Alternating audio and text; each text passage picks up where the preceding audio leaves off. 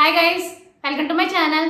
ఈ రోజు మనం ఎలాంటి తలనొప్పి వస్తే అప్రమత్తంగా ఉండాలి దాని గురించి మనం తెలుసుకుందాం. వన్ స్మాల్ రిమైండర్, ఏ పాయింట్లోనే ఇన్ఫర్మేషన్ మీకు వాల్యుబుల్గా అనిపిస్తే నా ఛానల్ తప్పకుండా సబ్స్క్రైబ్ చేసుకోండి, అలాగే లైక్ చేయండి. అప్పుడు ఎక్కువ మందికి ఇన్ఫర్మేషన్ అనేది రీచ్ అవుతుంది. మీ ఫ్రెండ్స్ అండ్ ఫ్యామిలీకి షేర్ చేయండి, వాళ్ళు హెల్తీ ఇన్ఫర్మేషన్ తెలుసుకుంటారు. ఇంకా లేట్ ఎందుకు మన టాపిక్లోకి వెళ్ళిపోదాం.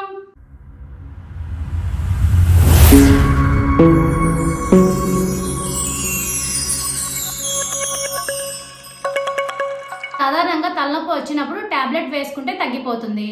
అయితే కొన్నిసార్లు మాత్రం టాబ్లెట్ వేసుకున్న ఉపశమనం ఉండదు, మరింత తీవ్రంగా మారి మనల్ని ఇబ్బంది పెడుతుంది. తలనొప్పి కొన్ని రకాలుగా వస్తే మనం నిర్లక్ష్యం చేయవద్దని నిపుణులు చెప్తున్నారు.